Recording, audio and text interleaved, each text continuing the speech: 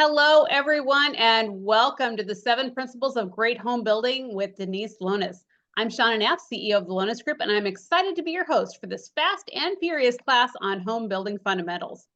Denise's background spans 3 decades in both real estate and new construction, and in fact, she's been a consultant for many prominent builders across the country and serves as a MIRM for the National Association of Home Builders. She's called into developments that are in trouble to figure out a strategy for recovery and has evaluated hundreds of sites, floor plans, construction processes, techniques, and is an expert on what makes a house a home.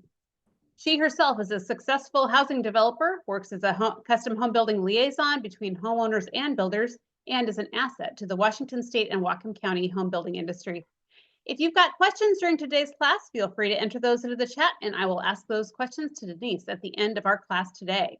And without further ado, I'd like to turn the floor over to Denise. Thank you. Hi, everyone. Well, today, this is my favorite topic, home building, so I'm thrilled to be here. I just want to go over some of the things I've learned over the years. And before I delve too deep into, kind of 7 really important things that I always consider when thinking about home building, I just want to go back in time a little bit and talk just briefly about just a great opportunity I had in my professional career, and that was acting as a consultant to go into failed projects across the country. And it was really fun and very, it was so educational, because what would happen is I would fly to a certain area. It could be Arizona, it could be California, it could be Nevada, it could be anywhere. And I'd have to, at the end of being there, I'd stay there a week. And I'd have to look at not just the property or the development I was looking at, but I'd have to look at all the competition. I had to figure out the market. I had to figure out what buyers wanted. I had to figure out the buyer demographic. Then I'd have to go to the actual site, the development. I'd have to look at and walk all the floor plans. I'd have to look at the interior design. I'd have to look at the front elevation, back elevations, community elevations, and try to figure out why was this development either not thriving or in fact failing. And it was extremely powerful to have some principles that I follow. Okay. And the principles that I follow, I'll talk about some of them today. There's a number more, many more, but one of the most important principles always has to do with what people want. And that's a really key thing that we're going to talk about today as I go through these 7 principles. What does the world want today? What do buyers want today? It's not the same as what they wanted 10 years ago or 20 years ago. And then how does that translate into design? How does that translate into housing? How does that translate into the way we live, the way we eat and sleep and entertain in our homes? So home building is not just about building a home and sticks and stones and all those, and the drywall and the concrete and all the things and the materials. It's not about materials. Building an incredible home is about building an environment that people just feel good in when they walk into it. And recently, give you a classic example. Recently, I just toured Del Webb's development down in Nevada. And Del Webb is a development company that I have worked with and have really been, quite proud of for years for doing a really great job. But over the years, companies go through things, and I was excited to go see Del Webb. I also went and looked at some of the other developments down there. There's another really big development down in Vegas. So while I was down there, I was like, I'm going to go look at this development. And there were a number of builders. So I probably looked at 12 different builders while I was down in Nevada. And when I walked through the Del Webb homes, when I initially went into to see the product, it's always about what do you feel when you open that front door. And even if something is staged beautifully, it doesn't necessarily mean it's going to be a win, because just staging something beautifully cannot cover bad building flaws. It just can't. You can't make bad. You can make it look decoratively pretty, but as you walk through and look past the staging, you learn a lot. And what I was so thrilled about is that each of the homes that I toured at the Del Webb community they really followed these principles that are just so important to giving that house that feeling of home, or I want to be here, or I want to live here, I want to wake up here, I want to enjoy breakfast here. So we're going to talk about some of those things. So first of all, the biggest reason that I find with any development, any developer, any builder, the biggest reason that builds become nightmares is because of failed expectations. So we think that everything is going to go right on a build, and everything doesn't go right on a build. You must have a contingency plan for your contingency plan. You must have a contingency plan for almost every hard surface, whether that's tile or flooring that you choose. You must have something as a contingency plan because things happen and you may not get it. I'll give you a classic example. Classic example is there is a tile right now that somebody that I'm working with loves and wants on a build that they're doing. And she loves this tile. However, when we brought in the samples and laid them out, and it's a really custom tile. The challenge is because it's a kiln product, it's everything in that product. It's very custom, very homemade. It dries different. So what happens is, and especially if you're going to do a backsplash in it, a backsplash on a wall is like putting a flashlight on a tile, right? If it's not straight on and let's imagine it's just at counter level, it's a little bit harder to see the flaws. But when it's a wall tile, you got to be really careful. Well, we can't guarantee, this company cannot guarantee that tile will come out the same every time. So therefore, for this particular project, that's going to be failed. Well, what is the alternative to that? Well, good thing I already had the alternative to a custom kiln product is a porcelain that is, obviously easy to replicate. So the thing you have to understand with building is that there will always be something that goes wrong. It's just the nature of the business. Reality versus, what are your expectations? So I always tell people that you get closer to reality when you plan for, you get closer to your expectations when you plan for those expectations. The reality will always be that something is going to have to give in a build, and you are going to have to figure that out. The other thing that I find is that expectations can be met far better when you plan and you plan well. So very first thing that I want to talk about is site planning. Site planning, the biggest mistake that people make when they go to build a home is they go online and they find a floor plan that they love. And people will say to me all the time, oh, what do you think about this floor plan? Because what I used to do is write floor plans, and what makes a good floor plan. I'm going to talk a little bit about that in a minute. But what makes a great home is where you position the home and that plan on that site. And especially when you are doing, and by the way, the world is moving to a more modern design. Whether you like it or not, every design out there is taking on a modern, it's almost like the modern sister to that plan. So there's like craftsmen are becoming more modern, right? Any design style, and we don't have time to talk about that today, but design styles are taking on a more modern feel. That being said, modern homes usually have larger windows, and where you place when you do a site plan, where you place the actual house plan on the site, you could move the home or tilt it 2 feet and it changes the lighting in the house. We're going to talk about lighting a little bit later. So site planning, and not just picking a plan and saying, okay, we're going to set it there because it looks good. And on every house I've ever built, even when we say, okay, this on paper looks really good, what I then do is I then go on site and I then look through, I'll look through the floor plan and the site plan, and I'll ask myself, and then I'll view, and I will do angle blocking. And angle blocking is where you can take a 4x8 sheet of plywood and you can use that to put on your right or left side to go, okay, if I place the home here and I've got a blocked wall here, how does it change if I move that 4x8 piece of plywood over by a foot?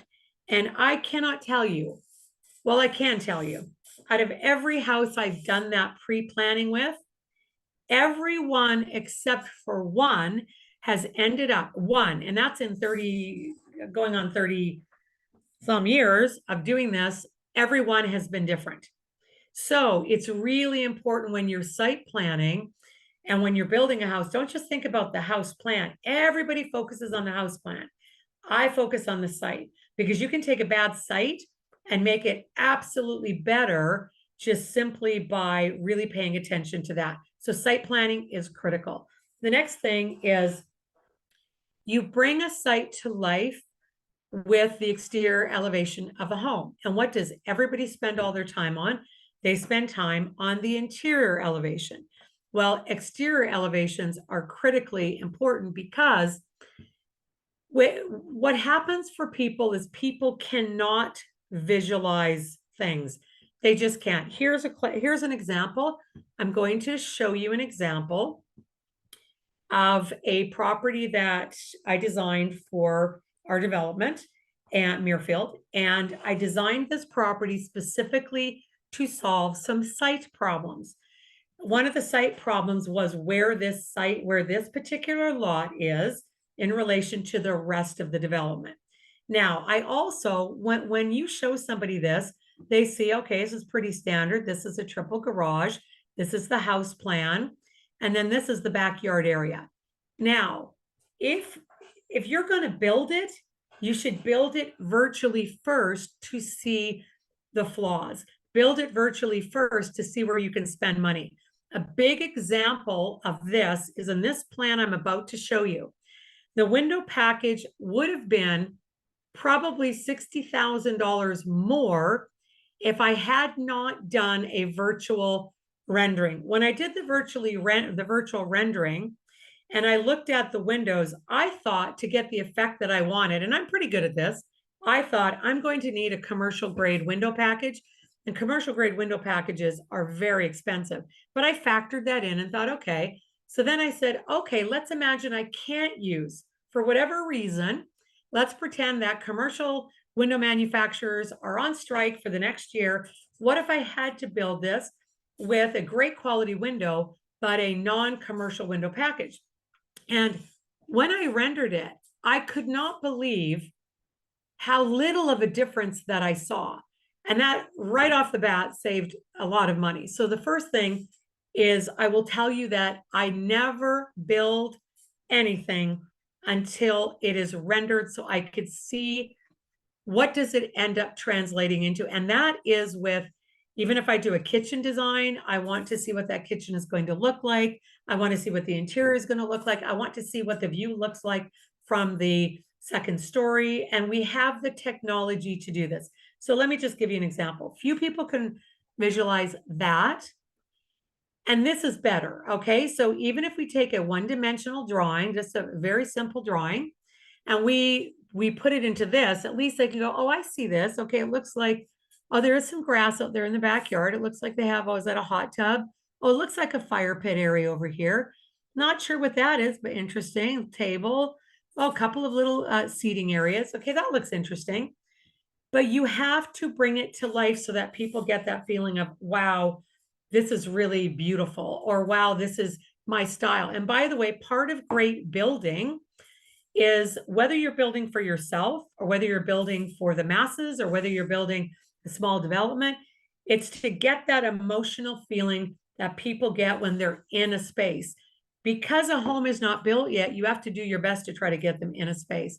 So this, for example, is an example of saving money on windows. So these are not commercial grade windows, but they still get that effect of a commercial grade window. So you see how light and bright the front of this home is because of all the windows, and because of where the breaks were in the windows, I was able to use a non-commercial package. It gives me almost the identical effect as a commercial window package, but it also gives people that feeling of, wow, this is very light and bright, okay? Also, I want them to get a feel of this backyard area. So what are they going to feel as they're going through to the back? And then when they come to the back, that area that they couldn't see from above, they start to get that emotional feeling. Now, I render everything right down to the cushions, right down to a cup and saucer, because you're trying to make that space look that it's ready to be lived in. But what you're doing is, by showing these visuals, you're giving people a sense of spaces. Oh, this is a space for a lot of people to have dinner. This is a space where people can hang out and, perhaps just, talk about sports or weather, the things that are important.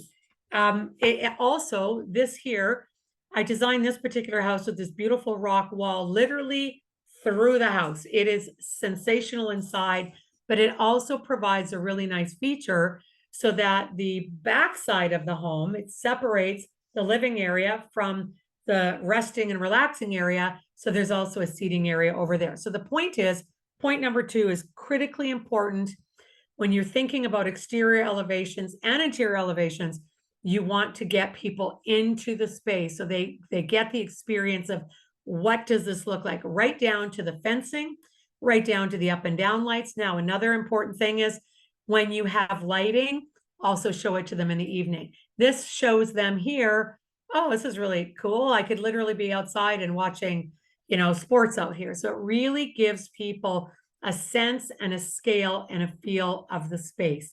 And that's why we do exterior elevations. And that's why they're so, so important. But design is about balance. Design is about emotion. Design is about color. Design is about getting somebody beyond the barrier that most of us have, which is going from one-dimensional to three-dimensional to four-dimensional imagery. It's extremely important because that stimulates the senses. And that's how you build well. You build well, even, for example, if you notice here, you see all the wood up here under the soffit area. If you look at that, even knowing which way to lay that, am I going to lay it lengthwise or not? Am I going to lay it crosswise? You have to, sometimes what happens is you will be on site and the trades will go in and install things the way they've always done it. Well, unfortunately, when I laid that the other way, it just did not look right. It didn't look right to me. It didn't feel right. It was conflicting with the rock on the rock wall. So then again, those little details, I save so much money by solving problems before they ever get built or designed in. Okay. So again, just showing the visual, giving people a sense of what the space feels like. Okay. Get a pretty good idea of sense of space when looking at that. Also, if there is lighting, make sure that people want to feel, what does this feel like at night back here? What does this look like? How does this, how does this translate at night? The other reason this has been so important for me is I'm able to take this with me, let's say, to permitting and say, this is exactly what I'm trying to achieve. And I will tell you, it does make a difference. Now, there are some very important lessons that I have learned over the years about interior design. And that is that for me, something can look beautiful, but if it doesn't function or it creates a functionality issue or problem, then it's just what I would call poor design. And I see this all the time when I go to model homes. It drives me crazy when model homes are over designed. So that means they will do stone on the fireplace. That means they will, in addition to stone on the fireplace, what they'll do is they'll put porcelain slab beside the stone, and then they'll do a vertical wood beside that. And what they're doing is they're over designing the space.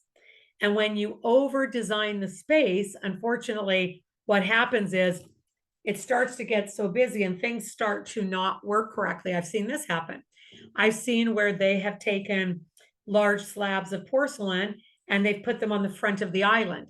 Okay, well, it looks pretty, but it has now just removed all the functionality of all those cabinets in front. And by the way, there are a lot of people that when they go looking to buy a home or buy a new home, one of the things that they're looking to do is they're looking for better functionality. Okay. Now, my big trouble spots when I am designing a house, period, is the trouble spots I look for are hallways, windows, flooring challenges, cabinetry, and doors. And here's why. A lot of the designs that you can go online and you can go, oh, that's a pretty design.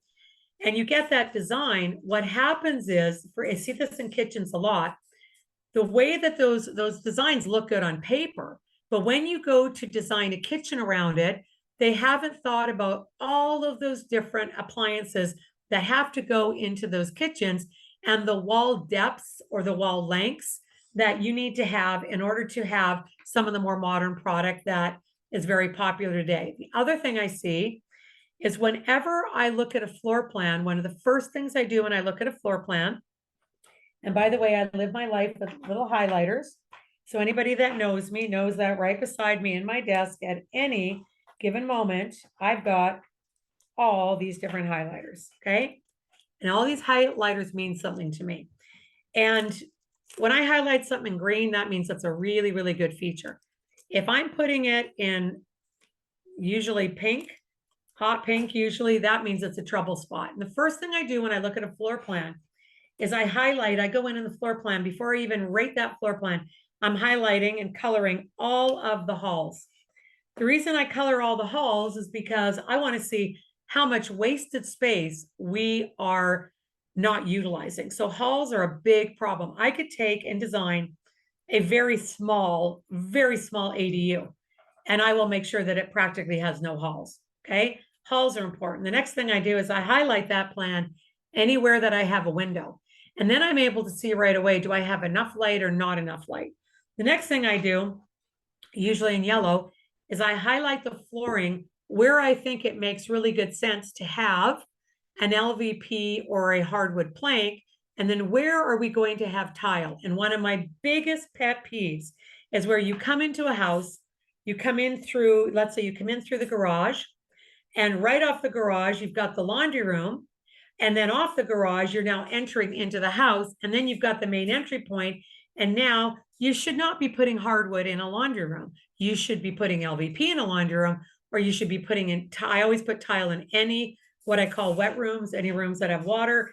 So I will highlight where there's going to be, I take orange and I take yellow. Yellow is all my flooring, and orange, I just cross off where I'm going to be seeing that transition. And I like transitions to be better. I want my laundry room a little bit more private, so people don't need to see those transitions, right? So flooring is extremely important. Next thing I look at is cabinetry and the measurements. So you can take a ruler, you can do a quarter scale drawing. And by the way, if you're going to get into building, you need to understand, blueprints. That's for another day. That I'm teaching in my upcoming class, but you need to understand why it's so important that a kitchen wall has to be X number of feet in order to get a beautiful, impactful visual look. Now that includes, even if it's small space, and I used to do a lot of critiquing of and fixing a lot of multifamily developments. And I was doing multifamily in Las Vegas when the multifamily market in Las Vegas was booming. And I'll tell you, I learned a lot about how do you design a beautiful kitchen in a small space, and what does that look like? And even adding another 4 or 6 inches can make a huge difference. So cabinetry is critically important. The other thing I look at, and this is really, really, really important, is I look at my doors, okay? So I look at doors, and where are all the doors? Because a lot of times you see, I just saw this recently in a project down when I was in Nevada, where you walk down a hallway. Now you've got, it's crazy. One door here is leading to the bathroom. One door here is leading into one bedroom. And the door in front is leading to another bedroom and another room. And you're walking down this hall, that is literally all doors. So doors are another really, really big problem area, okay? Okay, now this is a big one for me, details. Details matter. They matter more than anything. So the details in a project are critical. You have to know before you ever implement anything what you're doing. So I'm going to just show you something. This is a spec book for one of the homes we built in our development. That was the smallest home. So 1,947 square foot home plan, so under 2,000 square feet. The specs on this home, the book was over 300 pages. So before we ever swung a hammer, before we ever permitted anything, the spec book was complete. And what do most people do? They go, oh, the house is going to start to build here. We'll do our flooring later. We'll do this later. We'll make all those choices later. You can't. Your plumbing, your electrical, everything has to be done up front. All those things are critically important. So I'd like to do everything well in advance. Okay, this is just a table of contents showing what some of the different sections are, but everything down to the hardware. I know before I ever build a home, what is the hardware going onto the cabinets in every single room and surface. It's critically important because if you don't know the details, what you're doing, unfortunately, is you're allowing the market to determine your final budget because you want to know things in advance. And you also, what I like to do, if I'm worried about something that is going to go up in price, I pre-buy. So for example, right now, and I'll tell you, pre-buying around Labor Day, even in the construction industry right now, don't ask me why, but right now, electric fireplaces over Labor Day or big sale right now. So if you're in the market for electric fireplaces, your tradespeople aren't going to pick up the phone and call you and tell you. You need to know at what time of the year do certain things go on sale. And then you need to, and once a month, I'll send something out to my trades that just says, hey, any overstock items, anything on sale, what have you got, right? So again, being proactive, but you need to have your spec book. My spec book is 300 pages, crazy. That's an extremely, I would say, robust spec book. Okay, lighting by far, well, lighting and paint, huge. Do you know that lighting and paint go hand in hand? First of all, the reason that I look at my windows and when I always look at a floor plan, I can tell before a home is built based on the size of the windows and the placement of those windows. And placement, I mean, are the windows placed low to high? Are they placed mid? Are they placed higher? Like sometimes you'll see in a bedroom, they'll have a window higher above the bed, and they'll see that in a bathroom, okay? And sometimes you'll see maybe there's a door that leads, a patio door, double patio door out to outside. Do you know how inexpensive it is to take that patio door and expand that and give that space the most beautiful light infusion by simply adding 2 side lights, large scale lights, side lights that aren't that expensive? The amount of bang for the emotional bang you get for your buck is absolutely incredible. Lighting and how windows play into that lighting is extremely important. Also, how light interacts with undertones. Now, I look at paint every day. I've got paint. I live with paint samples. I love my paint samples. Few people understand that what they'll do is they will go and they will look at a paint chip and they'll go, oh, I like that. That color looks nice. You have no idea how that color relates to other colors because you are not comparing the light reflective value of that. So light reflective value is very, very important. Every paint color has one.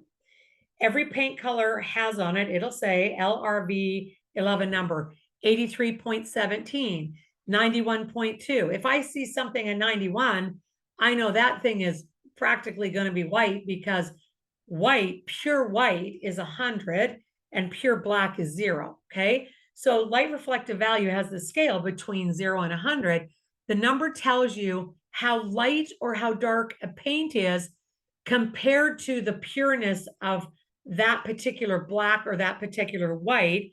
That's why I never compare colors just simply to, oh, let's look at a bunch of browns and what do I like best? I'm always comparing those. I will have a 0, I'll have a 25, a 50, a 75, and 100. I'll lay those out. I'll take a color and I'll lay that color down. And I already know that it's probably between a 50 and a 75. Colors that fall below 50, and I could have 5 colors that all look brown. And someone could say, well, really, it's just a matter of which one do you like better. However, if I'm in a home where the bedroom isn't getting a lot of light, I will use, what I'm looking to do is I'm looking to then choose the highest number on the light reflective value scale, because I want the brown that reflects the most light so that room doesn't look so small. Because unfortunately, and it's good and bad, if I want something really moody and cozy and lovely and, I'm going to go for a lower scale, right? But a lower scale could be a 20. It's not just a 0. That is black. And oftentimes that is way too strong. So colors that fall below 50 on the LRV scale, they absorb more light, and colors that are above 50 create a more expansive look. That is why when I'm designing smaller spaces, I'm really careful about the way I paint them. I can tell you that in all my years consulting and trying to help builders and developers figure out where they went wrong, I will tell you that color is a huge part of it. I just talked to a builder in Vegas when I was just down there, literally not, a week and a half ago. I went and looked at all these developments, and I happened to run into one of the owners of a development. It was a smaller development. He's a smaller builder, but a good builder. He builds really nice quality. His model was terrible. It was literally, I felt like I was walking into the year 1990. Everything was really dark. And I said to him, I said, you need to repaint. I said, I can even live with your furniture. You need to repaint everything. And paint is very, very, very powerful. It's a super powerful tool. So that's critical. Okay. The next thing is the cost of everything. Oh my goodness, have I learned about cost over the years? First of all, I never say never to a great looking design or something that's amazing, right? So somebody will show me a picture and they're like, oh, I saw this picture. I was down at Arizona Tile, or I was down at Floor and Decor, and this looks really great, but oh my gosh, it's so expensive. Okay. I'll give you a classic example. Here are two, do you guys notice this? These are two rugs, just of different color. Okay.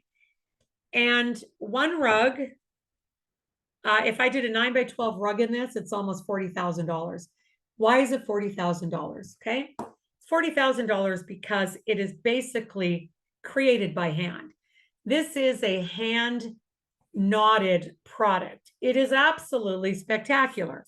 However, maybe not the best thing if you own a dog.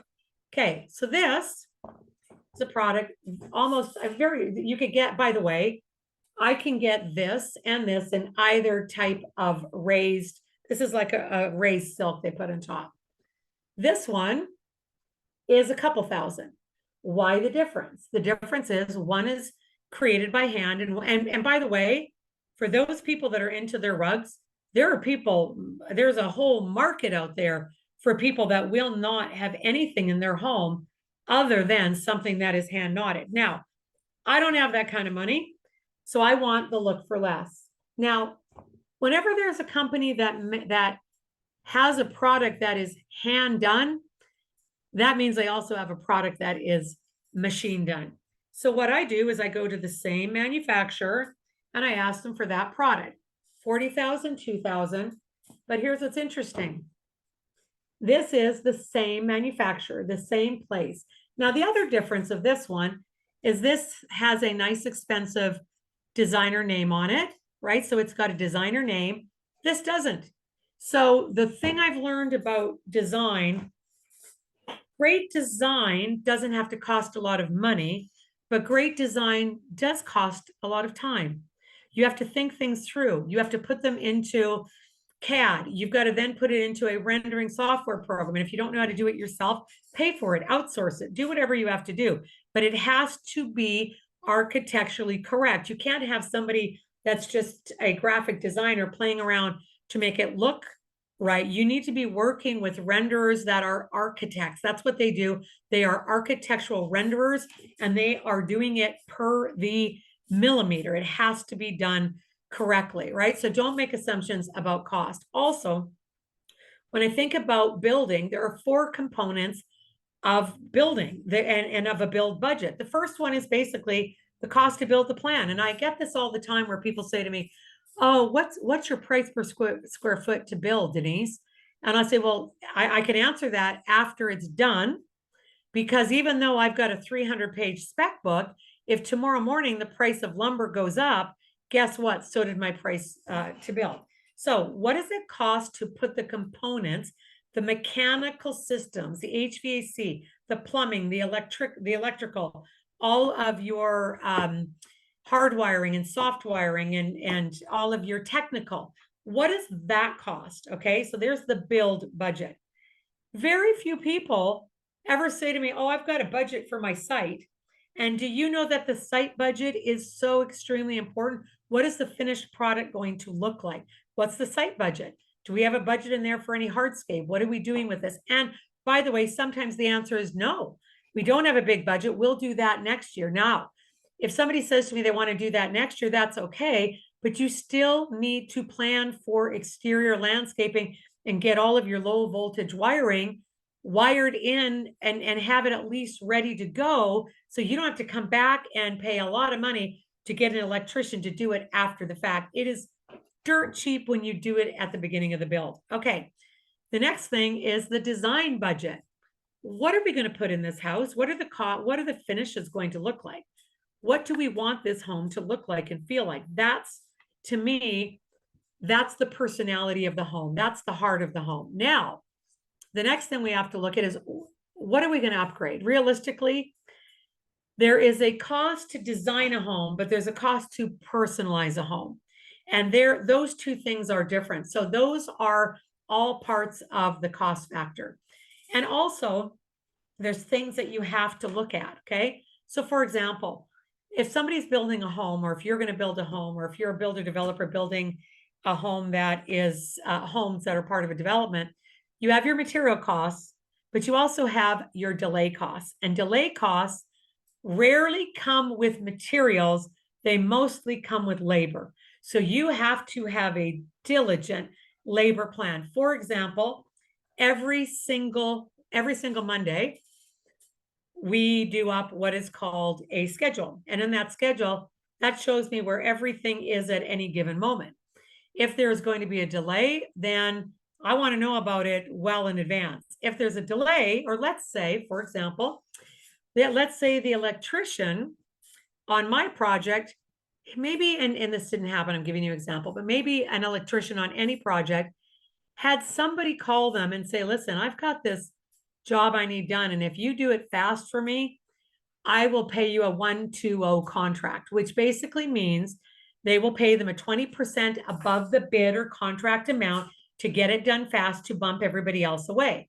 Well, if I know that that's happening, and if I find out that's happening because I've already pre-booked that electrician, not that it's happened to me, but I've seen it happen to other builders, then I can go back to that electrician, give them a demand to perform, or I release them and we bring in someone else. And that we do demand to perform letters and agreements on every job I'm involved in, where I will say to all my trades, you got to know, it's just like in real estate.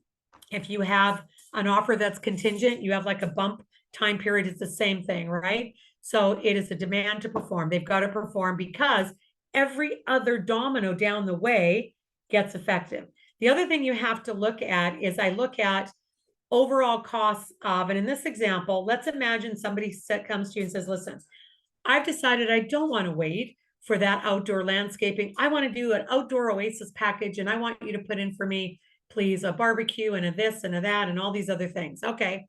And maybe that wasn't part of the package. What is it in terms of a delay? Let's say that work takes a month and you can't do that work until 99% of everything else is done. Well, today's day and age, when there's so many costs for financing, it's not just the cost of the package. It is the cost of maybe you can't close until that's completed. A lot of times I will say to people, let's close, and we're going to do it after closing. We won't even do it post-closing, because if there's a delay, you are paying that delay cost. So that's extremely, extremely important. You also need to understand finish levels. This is the biggest area of problem that I see with any design build, is that a lot of builders don't truly understand finish levels. And I'm not just talking about countertops, right? So countertops are usually graded grade 1 to grade 7. Okay, well, unfortunately, Denise always loves a grade 7 stone. I just do. I just like that nice stuff, and I always seem to love it. So what I do is I know that there will always be waste in the slab. I am on a fast track to Stratus, or to some of these, or MSI, and I will let them know I am looking for this particular type of stone. I'm looking for a Calcutta stone, and I'm looking for it. But if you have something that is a chip, I want you to let me buy that chip, right? So that chip thing. So that's where it's so important that you have great resources, because I can get level 7 product at a very affordable cost if I stay up with product. Also, there are some laminates out there right now that are so spectacularly beautiful. You wouldn't believe it. I know that Wilson Art has got some of the most incredible new laminates that I've ever seen, that if somebody can't afford something, and by the way, laminate, some of these companies are even coming out with a quartz-like product, but it's not done in a 3cm or a 2cm. They're doing it in a thinner level so that it can be done for more decorative purposes. I know that some, even Floor and Decor, a very affordable finish store, has got extra large porcelain slabs, and they're selling them at $5.77 a square foot. Harder to install, a little bit more install cost, but wow, are they spectacular.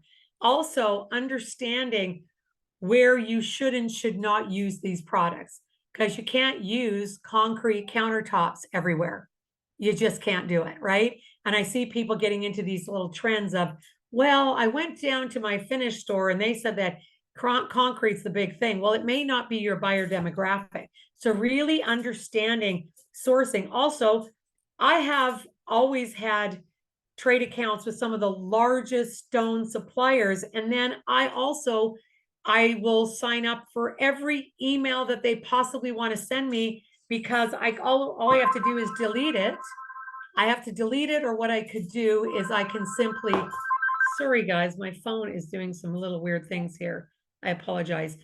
I can either delete that email, or what I can simply do is I simply look at it, and I know that I just got one that said Labor Day sale, grade 8. So there's some grade 8 quartz right now sitting in Seattle that are on half price. Well, guess who's going to Seattle? I will be going to Seattle in the next week to see it. And I've already asked them to send me, I said, go and take a photo of the slabs. I've got a hold on 4 slabs, because you can't get grade 8 half off anywhere. So, and that's where you really gotta stay on top of the finished product. Super important. Also, you got to understand the finish level, especially with cabinets. Are these cabinets that are ready to assemble in a box, garbage, kind of crappy cabinets? Are they stock cabinets? Are they semi-custom? Are they custom? I only work with custom cabinets, even if I'm doing, let's even say in a multifamily job, because you can just tell when something is not custom. I can walk into a kitchen and I can just see it. Also, the fine tuning, I see this all the time. I see that cabinets get put in, and I see that I can see a little bit of light between these 2 doors and a little bit more over here. All that stuff the installers need to have that finish. That's the detail, right? So finish level is super important. Also, are the cabinets painted, stained, wood veneer? I'll tell you right now, it is very expensive to do a true painted cabinet nowadays, just because the cost of paint. Also, painted cabinets are going, some people love them, but they're going bye-bye, because the veneer and the veneer product out there is so incredible. The most beautiful, oh my gosh, I love it. It's a company out there called Shinoki. There's a Shinoki wood veneer product. This stuff is gorgeous, absolutely gorgeous. And I just finished a kitchen on one of my lots, lot 2. That kitchen, you walk in that kitchen and you are drooling. You are looking at this kitchen going, oh my gosh, it's like a craftsman has been there, like handcrafting these cabinets. And it is a wood veneer product, originally out of Europe, and it's now coming in here. And that's the other thing. Go to the builder shows, know what new product is coming in. I find out new product before that product is even, they may be testing that product. I stay in touch with the company. I try to make sure that I am first to be on that roster to get that product in. Really incredible new product coming out. Also, understanding the finish level of things like your lighting. By the way, Another thing too, I do not install lighting that was manufactured abroad. And that means for me, the company is not in the United States of America. Now, why do you say that, Denise? I say that because lighting and manufacturing laws vary from country to country. So you can go online right now.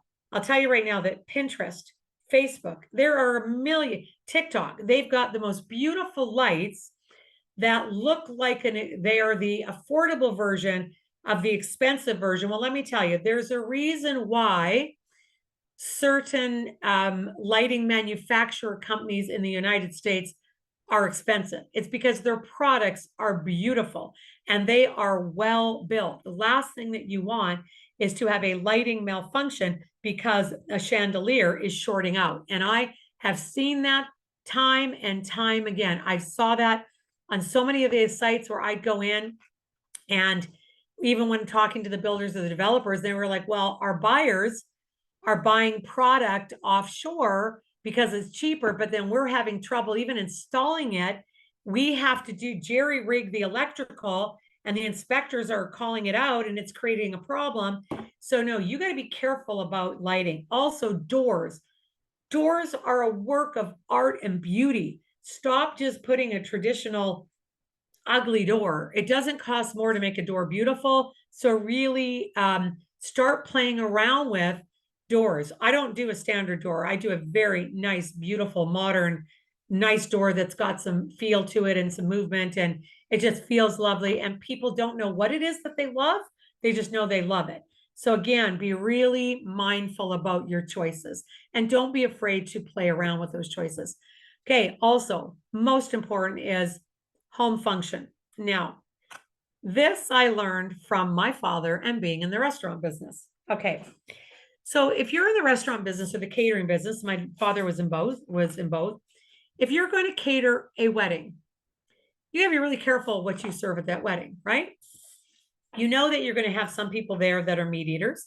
You know that there will be some people there that will not eat meat. You know there will be some people there that will prefer a fish or a salmon or a whitefish to a steak. And that is why if you go to a good buffet, you will find that there's a variety of choices. Now, this is very important in design. This is the most important thing in design that I learned. And that is somebody comes to me and they say, listen, I want to build a custom home. When you build a custom home, you could have lobster. You could have lobster and hot sauce for all I care, because we're not putting it on a buffet. But the minute you put a home on the open market, you have to understand that you've got all these different demographics and varying different types of people and personality and wants and needs. Now, there are some universal needs that people have. There are some universal wants that people have. I have never, ever yet had anybody walk into any of the new homes that I ever sat sight on or worked on that said, oh my God, look at these ugly windows. These windows are horrible. We would never live here. These windows are too big. Now, people will say the windows are too big if the builder or developer put a panoramic window looking into the next door neighbor's living room. So there's placement of where you place your windows. That's the other thing. Sometimes too, when I look at a plan, I go, well, this plan looks great, but there's blue all over this plan. What they've done is this whole plan is maxed out its window capabilities. Do you know it's going to cost $50,000 to put blinds in these windows? So this is not a good plan. Sometimes too much of a good thing is not good. I have also never had anybody go into a well, and I mean a well-organized pantry, that has not said, wow, this is fantastic, right? They don't go in and go, this is terrible. And I'll give you a classic example. Classic example is I'm involved with a building company down in Las Vegas called Blue Heron. Love them. They build a very modern plan. When I went to their design center to look at the choices they had specifically for cabinets, the choices for the cabinets were 3 different shaker cabinets. And I said to the head of design there, I said, there's a disconnect. There's a disconnect because the standard for your beautiful modern plan is shaker. But I've never walked into one of your beautiful homes and seen shaker. It's always slab, it's always modern. I understand why you're doing it because it's more affordable, but there's a disconnect. And I said to him, I said, I bet you everybody stops dead and can't even get past these darn these shaker cabinets. So I understand why we are now in the world of painted cabinets. They're super expensive. Change it, go to a veneer product and give it the most beautiful wood veneer slab, and nobody's going to know the difference, and they're going to love it and fall in love, and you're not going to have that barrier. So part of great design is making sure that it matches the actual architecture of the home. That's another thing. There is a place for shaker cabinets. It's not in a modern home. It doesn't work. It just does not feel right. Now, if you're doing a modern farmhouse, you can do a shaker cabinet. Okay. So creating a plan that works for everyone, super, super important. The other thing you have to look at is whenever I look at any development, I ask these questions. Okay, what generation is going to live here? Who's going to live in this home? Okay. And I literally will sit and write this down. My mom's not living in this house. It's got 3 flights of stairs. I'm probably not living in this house in another 10 years. It might have too many stairs. Now, by the way, today, one of the most popular options and upgrades is an elevator. Now, you guys are going to not believe when I tell you that down in California and Nevada right now, most developments have an elevator option because people are they're buying a little bit later in life and asking the question, if I want to stay here forever, all I need to do is put in an elevator. And what a lot of designs are, when I look at a design now, I ask myself, if need be, where could I put an elevator in this house? Look at the generations and then look at the floor plan and ask yourself, is this floor plan flexible? What could we do here? I never want to see a floor plan that doesn't have 2 or 3 or 4 or 5 different options that you could add to this, right? So having these flex space, having these additional options is super important. Also, what's the lifestyle of this community, this development, this area? What do people do here? If they just come here to vacation, a vacation style floor plan is very different than a home that you're going to live in 12 months of the year. You go down and look in Palm Desert and see what some of those houses are like down in Palm Desert and Rancho Mirage, go down to La Quinta. Those houses are very different even than what they're doing over in Palm Springs. So again, lifestyle. The household formation, who's living here? Who's going to live in this house? Is this a generational home? Could it be generational? What could you do to make it flexible and generational? What's the price point that we need to stay at? And sometimes also, by the way, smaller doesn't necessarily mean or can be less expensive. Sometimes smaller can be more expensive. So I also tell people, smaller homes are expensive to build. They just are, because you still need all those key components, right? And you get a less price per square foot the bigger house you build, right? Because you're not building, you're building usually more bedrooms that don't have, the plumbing, and unless you're doing bathroom suites in each of them, which I tend to do, but you can really scale something based on size. Also, what are the functional needs of people that are going to live here? What are they going to like? So really looking also at a floor plan and asking the question, why is this floor plan better than any other floor plan in the area? And knowing what those floor plans are. And nothing beats knowing a floor plan than walking a floor plan, right? So if you have an opportunity in your area, start to get to know new construction. You will even see now, I even noticed in the last couple of years, boy, are we changing the way we design houses. I'm seeing the trends change. I'm seeing them change because the way we live is changing. Okay, and so just some closing thoughts, and then we can open it up for questions. Mm-hmm. Building is extremely rewarding, exciting, a little stressful.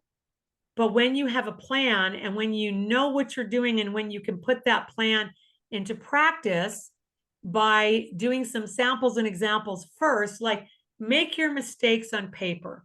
make your mistakes in a rendering, make your color mistakes not on tile that is now in a shower, right? And it does require, by the way, it does require a due diligence into learning. By the way, if you're not an expert, I don't tell people they have to go and become an expert in all these areas, but you will have to partner with and have really good resources, right? The other thing is, I see people do this all the time. They will go down to look at flooring. Oh, I love this flooring. Then they go to look at countertops. Well, if you are not taking your flooring with you to the countertop appointment and the paint color, you don't get it. You like literally when I am working on a home, I have a box that sits in the trunk of my car that's got the sample of every single item, including paint. And stop relying on paint chips. You can't. I don't do paint chips. The paint samples that I utilize they're the big ones. I wouldn't use anything less. Also, just because the paint looks good in your kitchen doesn't mean it looks the same. Light reflective value changes based on how much light is coming. So again, I do all my final site selections for flooring and tile and all that on site, usually about 3 or 4 o'clock in the afternoon. And depending on what side of the house I'm going to be at, and I go and look at what those selections look like. So it's really important to get your hands a little dirty and your feet a little dirty, get on site more. A lot of work should be done on site. Okay, probably need to open it up for questions. Yeah, and actually, before we get to questions, I actually wanted to just put this out there that if you like the content today, that's really just the tip of the iceberg when it comes to home building content from Denise. Seriously, like this class today was based on her putting together content that's coming in a few weeks in this home building class that she's putting on, and she couldn't like wait for that. So that's why we put this on today. So just 2 weeks from today, she's going to be rolling out her signature home building course, Designing and Building a Home from the Ground Up. And I'd just like to take a moment just to give you a brief overview, and then we're going to have some questions from the class. So it is going to be beginning on September 22nd. It is open to anyone from people who wanting to build a custom home, homeowners thinking about building an ADU, real estate professionals, and even builders who want to improve their processes or learn how to build a new style, or even tune into some new buyer demographics. So the course contains a couple of different sections. Denise, yes, perfect. We're going to have 15 half-day modules of live education. That's going to be on Mondays basically for 15 weeks. We've got a couple weeks off for holiday stuff, but we're going to be covering everything from site analysis to design to interior design, home technology, the build.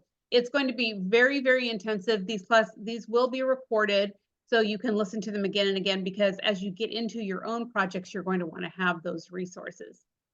Then, slide please. Oh, I've got a question already about, do I have some favorite exterior paint colors? Of course I do. Oh my gosh.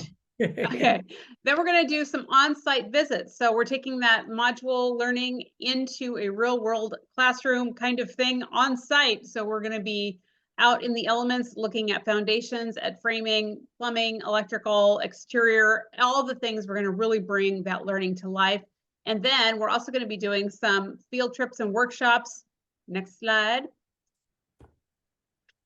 We're going to be really getting into the nuts and bolts of like working with floor plans. So like when Denise was talking about like those highlighters with the floor plans, I'm sure she's got some exercise that she's working on where we're going to be doing that very thing, really thinking about how these things are actually going to work together. We're also going to do some fun stuff. So maybe some tile, maybe some color. It's going to be great.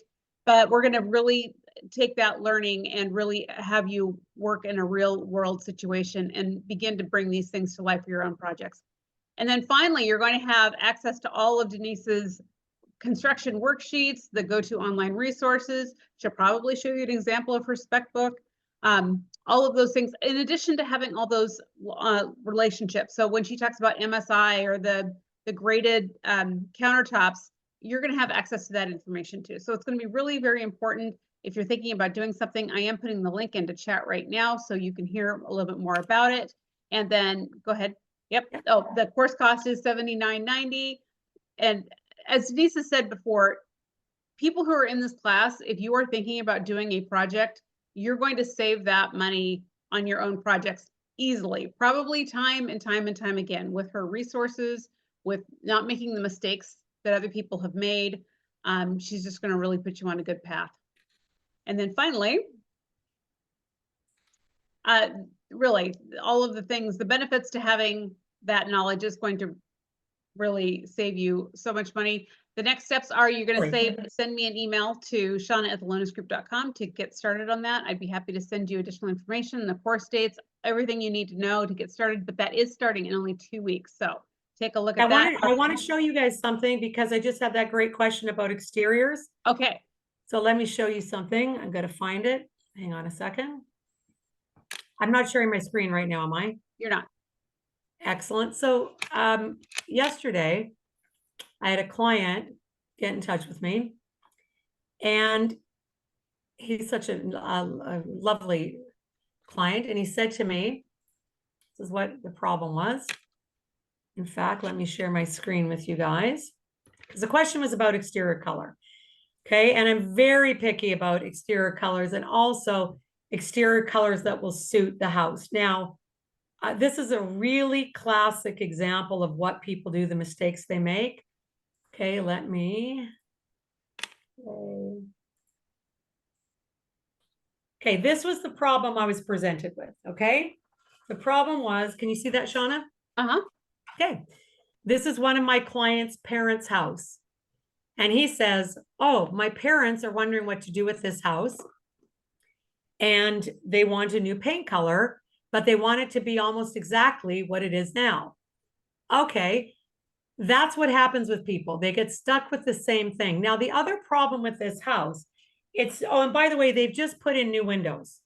Okay, so they put new windows in before thinking about what is the exterior elevation of this house even going to look like. Now, this house screams, to me, it needs to be more modern. Okay, it just does. The color needs to be brought into this world. And also these garage doors, we either need to paint them or we need to get rid of them. And we need to get rid of them. Now, with a very affordable amount of money, by getting a mid-grade garage door, right? Just a mid-grade, getting a mid-grade front door. What this home needs is 2 new front doors to open it up, and it needs 2 new garage doors, and it needs some paint. Now, I'm going to show you what I did with it because I did not have the program. Sherwin-Williams, by the way, has a wonderful program. You can go and take your paint, a picture in, paint it all different colors. However, remember, the color you're painting does not show up on the computer. It's terrible. You can put in a dark brown and you'll sit back and go, oh my God, it looks peach. It does not translate the light reflective value. So you can't go by that. But what I quickly did is just quickly threw it into PowerPoint, just took blocks of color to try to mimic this. Okay. Also, this, you've got, the one thing you don't do in a house is chop it up this much by having both horizontal and vertical, unless it's one complete thought. And this has too many thoughts. So just to keep it simple, I needed to get another color. And this is one of, you asked me what's one of my favorite colors to correct going from old to new, because you have to be careful not to go too crazy, is to change the color, get some new front doors. This is called Fawn Brindle. Fawn Brindle is a great exterior color because of its light reflective value, and it plays well with green, gray, etc. So all we've done is added a couple of garage doors. We've added some doors and we painted it. Now these lines here that I have are basically just to show him siding. However, if I were to do the siding on this house, I wouldn't put that siding. I would do modern slab siding that looks more like what I've got down below. Okay. So, but the idea is, if I were to be selling this house right now, this is the quick fix I would do to make this house pop. So even little teeny changes can make a huge difference. Okay, let me stop sharing that and I'm open for questions. Okay, perfect. Here's question number 1. Denise, in all the developments you've reviewed, what is the most common issue that you see occurring? Like why buyers aren't buying? Oh, the floor plan. Floor plans are terrible. You walk in and something doesn't make sense. Just walked into and they did this in 3 plans. So by the way, Del Webb down in Vegas is doing a great job. I went through 7 of their models. They got a whole bunch of models down there, and 3 of them had a big flaw with and it was crazy why they did it. Their laundry room was right off the kitchen, and the pantry was around the corner.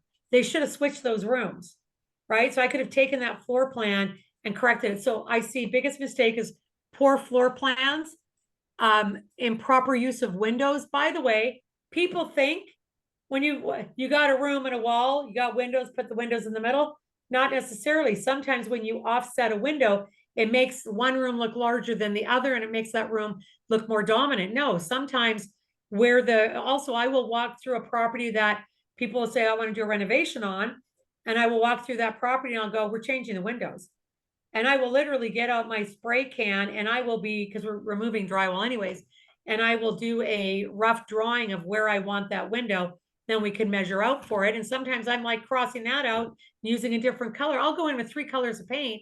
I may start with one color and I may end up with, no, the blue line is where I'm going to actually, put the window.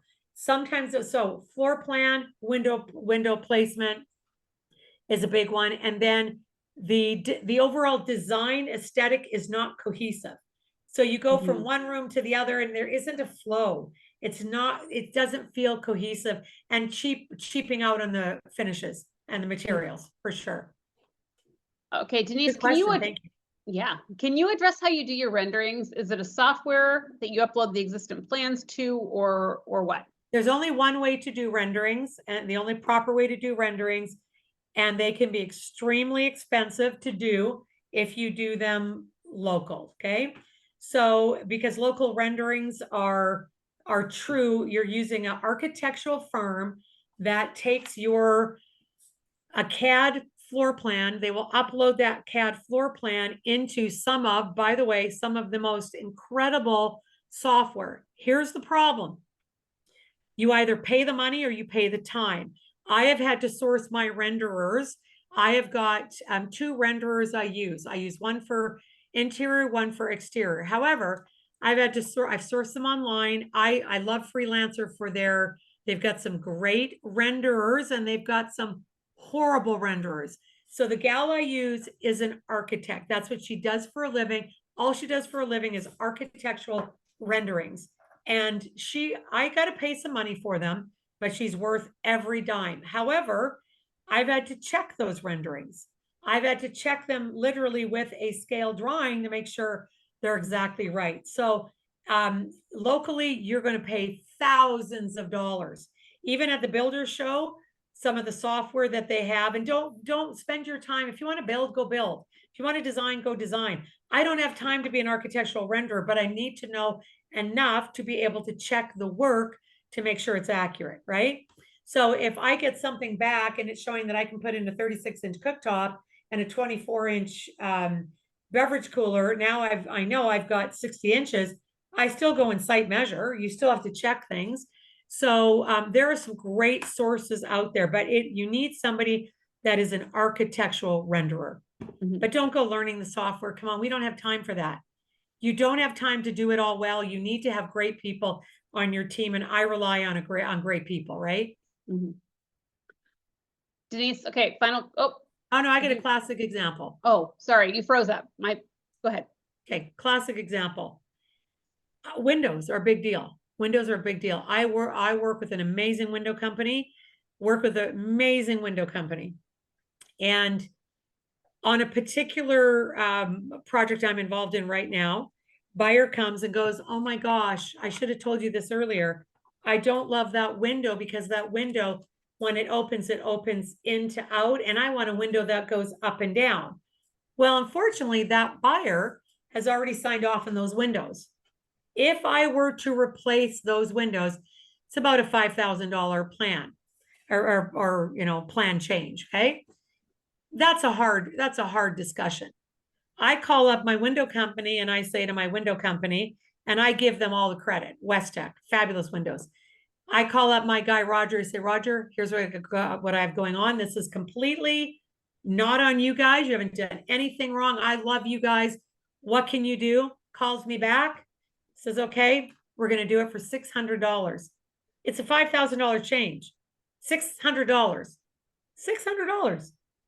Do you think my buyer loves me or not love me? They love me, because that's not our issue, right? So that's where, and then when you call them and tell them, they're so appreciative, having great relationships. That also means over the holidays, please write holiday thank you cards. Do something nice for your people. This year, anybody that I work with, any trade that I work with, I got in my vehicle and showed up personally, handed something amazing over and said, thank you. Now, I'm not going to say that food works, but I make a phone call and I get phone calls back. I try to treat people really well. Also, don't grind people to the bone on pricing. Really find out what's fair. If you want good, ask them, hey, do you guys have a loyalty program discount? Do you guys have a bulk purchase discount? Do you guys have really try to find out. Here's another great example. I have a gentleman down in Seattle that used to own a very large, just happened this week. He owned a very large quartz company. He sold the company and started a new company. Okay, no big deal. He's got new product. He happens to have a product there, a quartz, that's a group 7 quartz, which is extremely expensive, right? Being able to call that person and say, hey, listen, if you ever get a scratch on one of those corners, let me know.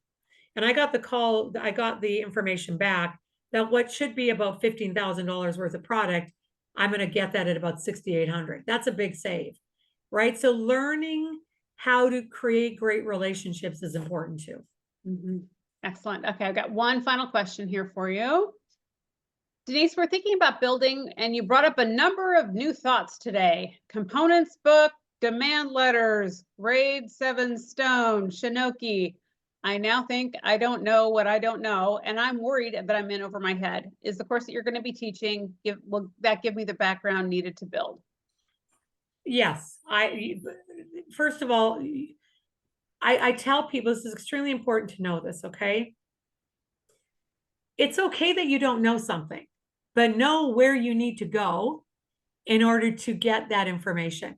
So I would never want somebody, I wouldn't want a family member to build a house without having some pretty intensive knowledge. For example, here's a classic example. This is really important. Washington state construction law is a very specific type of law. You need to understand the basics of that law, and you need to understand what contract you should and should not be signing when you go to build a home. There are 4 types of construction contracts that I call valid good contracts in the state of Washington. They're just a different way of working, but you need to understand the law around that. You also need to understand the law around anybody that is working on your site and how that ultimately can affect you and can affect your bottom line and your insurance. You also have to understand construction site safety, even on your own property. Some of the biggest theft that goes on in construction is single site what I call self-operators, or people that are building their own home. So just, yes, you would definitely, I would tell you, don't start building until you've taken the course. But if I have people that I do know, someone that's taking the course because they want to build, they can come to me. By the way, if you are in that position and you're involved in the course, I'm happy to give you feedback and give you all kinds of thoughts and ideas on it, because they're always great questions that others can learn from as well. But yeah, there are some things that you should know. Absolutely, for sure. Excellent. Yeah. Denise, thank you. This was a wealth of information here in just the short hour and 15 minutes that we spent here together. Thank you very much. Everybody, thank you so much for joining us. If you would like additional information, feel free to send me an email. And don't be afraid, you guys. Don't be afraid. The industry is a great industry. That's the one thing, I will tell you that, we get nervous about things we don't know. A little bit of knowledge.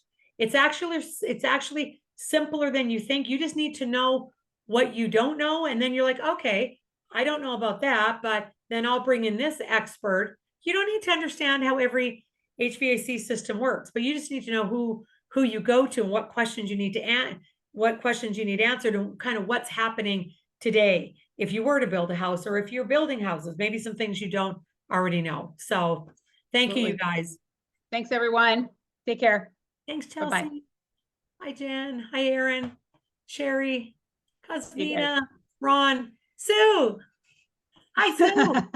Who else is here? Lynn, Jennifer, Kathy, Jen Hudson.